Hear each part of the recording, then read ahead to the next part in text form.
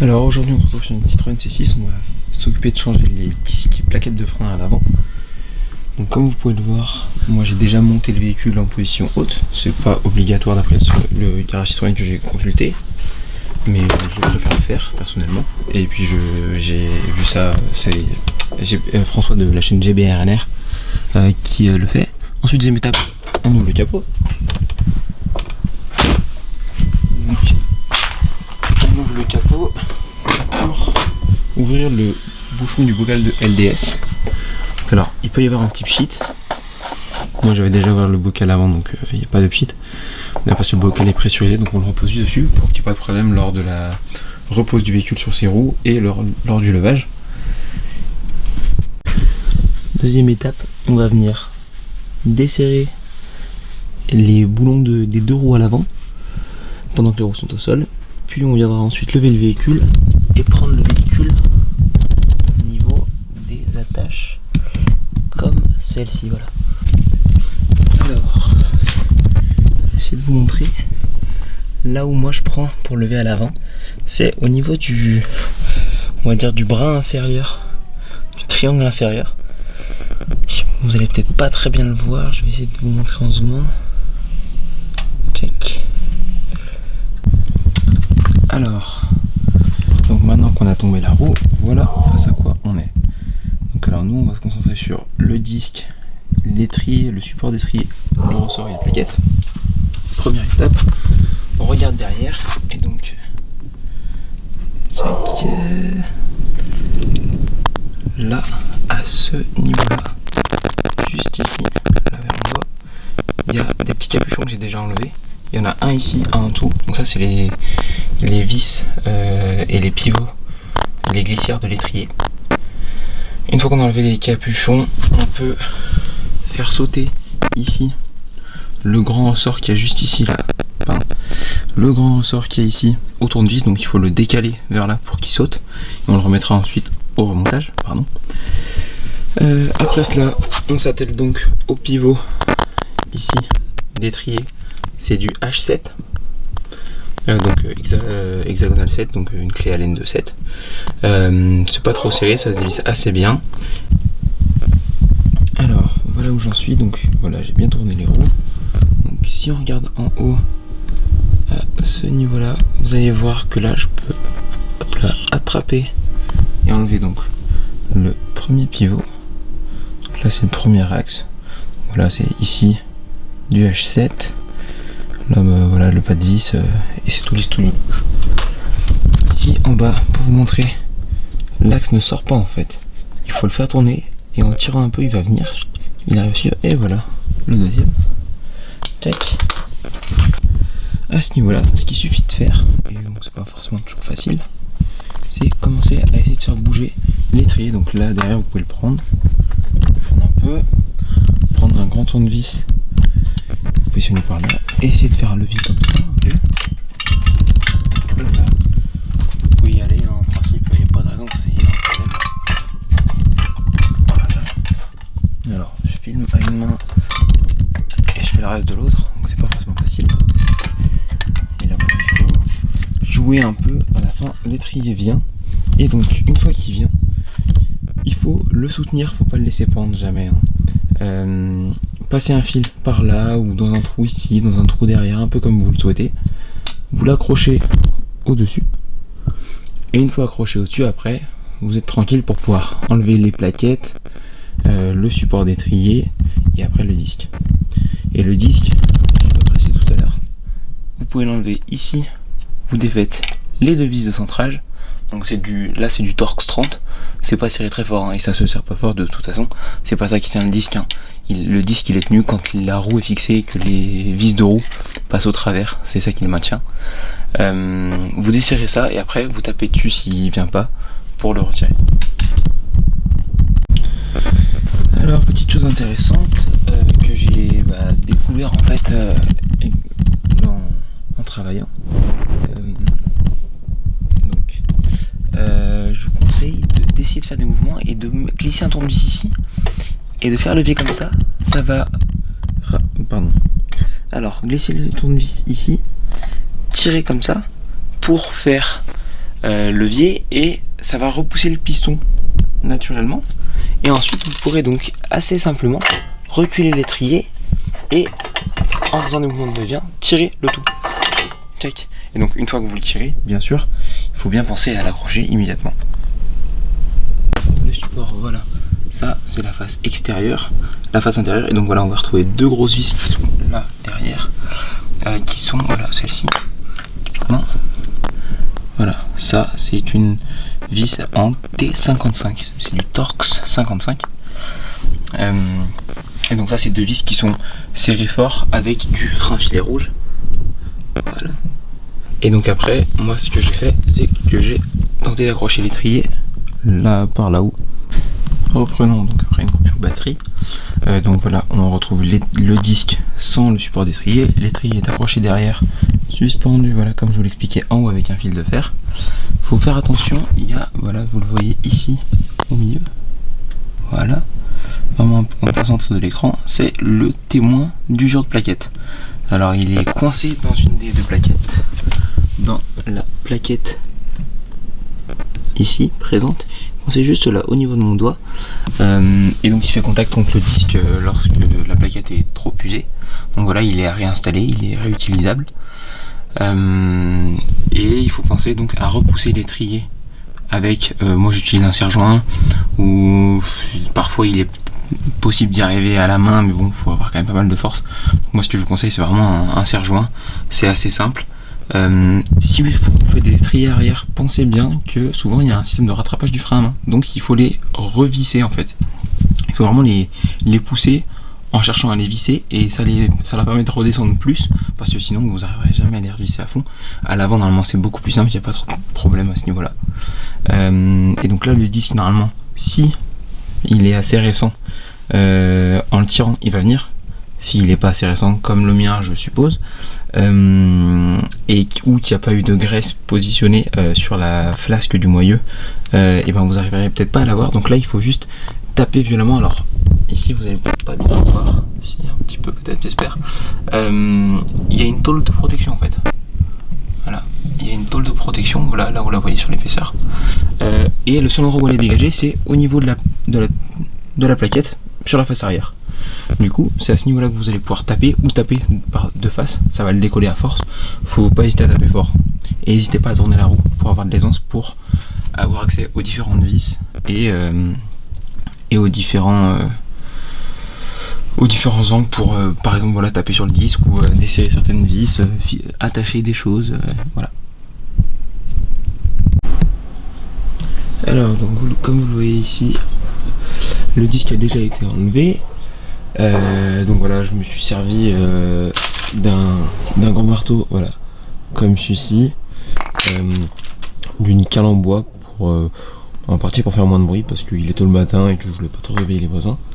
Et après, donc moi ce que j'ai fait, c'est que j'ai passé un tout petit coup de WD-40 sur la flasque du moyeu, que j'ai bien essuyé avec un chiffon. Je vais peut-être même mettre un petit peu de graisse dessus, mais vraiment très peu, parce qu'il faut être sûr que ça puisse pas couler sur le disque. L'idéal c'est de mettre de la graisse cuivrée, parce que normalement la graisse cuivrée ne coulera pas.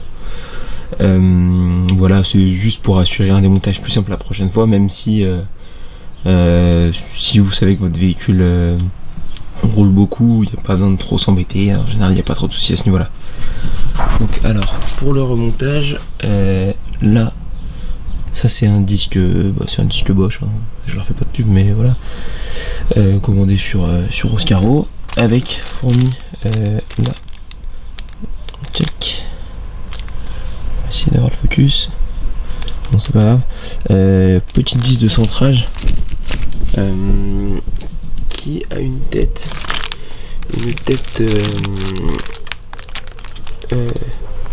positive a priori. Ah non, celle-ci c'est vraiment une tête Philips, donc cruciforme. Mais je vais certainement réinstaller les anciennes vis Torx, parce qu'elles vont mieux à serrer qu'il y en a deux. Alors, autre chose qu'on peut voir, j'ai déjà remonté la plaquette côté intérieur. Donc voilà, c'est une plaquette avec 3 griffes qu'il faut rentrer dans le ressort, dans le piston. Voilà, il faut essayer de serrer vous pouvez vous aider d'une pince pour serrer un peu les griffes et le clipser dedans pour le faire rentrer. Est-ce qu'on peut regarder aussi de ce côté? Alors là, vous allez peut-être mal le voir. Alors, on va prendre l'ancien témoin de plaquette. Alors ça c'est le nouveau, voilà. L'ancien témoin il ressemble à ça. Alors vous voyez qu'il y a un côté épais, un côté fin et au milieu une fente avec des ressorts. La fente elle se met dans la fente de la plaquette. Et le côté épais, normalement, dites-moi si je me trompe, normalement se met côté intérieur de la plaquette. Donc si je vous prends l'ancienne plaquette, voilà ici, et ben donc on vient le loger là et donc la partie épaisse se met de ce côté et la partie très fine se met de ce côté. Voilà. Et donc ici même traitement un peu WD-40 sur la flasque, tout ça. Le capteur d'épaisseur du plaquette, il passe au milieu dans la fente principale. Et après donc moi il était passé mal le voir je pense. Il était passé au niveau du capuchon de purge. Donc vous ouvrez le capuchon de purge, vous passez le fil dedans et vous le refermez, du coup il est tenu par le caoutchouc. Et ensuite il suffit de le faire encore passer derrière entre des durites et il vient se brancher ici. Là il y a deux fils ici. Vous débranchez l'ancien, vous les branchez à la place et ce sera bon. Voilà. Alors ici donc j'ai pu installer le disque. Donc j'ai remis les anciennes vis de centrage en Torx 30 parce que voilà, je trouve que ça va mieux installer. À mon avis, Bosch fournit des vis avec un embout cruciforme, un embout Phillips, uniquement pour que le serrage soit fait à la main sans forcer, parce que voilà, c'est des vis qui sont là juste pour présenter le disque et le maintenir pendant la pose. Donc alors bien sûr il faut les serrer suffisamment pour pas qu'elles se desserrent toutes seules par la suite, mais elles sont soumises à aucune contrainte, hormis le poids propre du disque quand il est posé dessus. Alors désormais on va pouvoir passer donc à la suite du remontage. Donc on va prendre le support d'étrier qui est juste là pour moi. Support d'étrier donc qui va comme ça. En réalité voilà, comme ça, qui se refixe derrière. Alors normalement il faut changer ces vis à chaque fois. Bon, moi j'ai pas pensé à les prendre. Il faut les remonter avec du frein filet normalement. Moi j'en ai un petit peu de frein filet rouge, donc je vais en mettre. Là on arrive à voir que c'était du rouge qui a été monté dessus. Celle-ci se serre donc avec un T55 à 115 Nm, donc c'est quand même serré assez fort. Et ensuite par dessus on peut remonter donc plaquette, l'étrier. Et l'étrier, donc c'est ce que je vous montrais précédemment. Ça c'est les coulisseaux. C'est une vis de maintien d'étrier mais qui permettent à l'étrier de coulisser un petit peu, qui se sert à 29 Nm ou 27 suivant les systèmes de freinage. Moi je suis en 340 mm, donc normalement si je me trompe pas c'est 27 je crois. Voilà, celles-ci ne sont pas à remplacer. Sur l'autre montage en 330 mm c'est à remplacer. J'essaierai de vous mettre la documentation PDF que j'ai pu recevoir de mon garage Citroën en lien quelque part. Donc voilà, donc je passe au remontage et je reprends la caméra quand j'ai pu avancer un peu. Alors ici vous pouvez voir que j'ai déjà remonté donc le disque, donc l'étrier maintenant avec le support d'étrier, plaquette et même le ressort qui est devant juste là. Et donc ce qu'il faut penser derrière, c'est que donc quand vous remontez, il ne faut pas oublier de mettre les petits capuchons au bout, là, juste ici là, au bout sur les axes des étriers.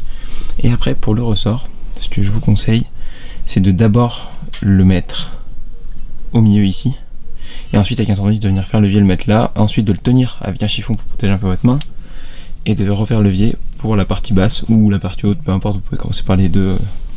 Et alors par contre voilà, il reste pardon pour le focus, il reste assez mobile, mais a priori c'est comme ça que ça tient dès le début. Donc voilà, je vais vous montrer sur l'autre comment mettre le ressort si j'y arrive. Alors voilà, moi je le présente comme ça, et après donc, si je peux conseiller, c'est de faire levier gentiment là. Donc là, un côté demi, et après le deuxième, donc pareil, même système, mais il faut appuyer dessus parce que là vous le voyez, il commence à vouloir ressortir. Donc vous appuyez dessus avec une main et un chiffon, et après hop, vous faites levier, et c'est tout bon. On peut en profiter ici pour voir que j'ai bien mis le capteur d'usure de plaquettes, check, qui est glissé dedans, ce que je vous expliquais précédemment là, avec le capuchon ici. Vous défaites le capuchon, check, vous passez le câble ici, vous refermez le capuchon caoutchouc, et c'est tout bon. Et donc une fois qu'on a remis le ressort, on peut remonter la roue, la presserrer, poser le véhicule, revérifier le serrage des roues, et de le finir à la clé dynamométrique, et ensuite vous pouvez reprendre la route. La voiture est reposée sur ses roues, maintenant on va pouvoir la démarrer.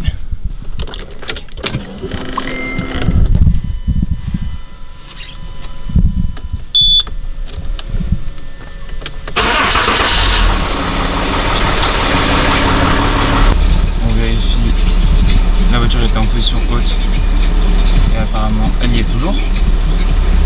On peut lui demander de descendre en position normale.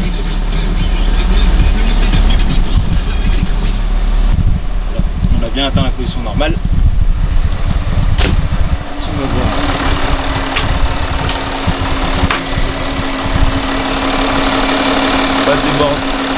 Pas de débordement. On va fermer.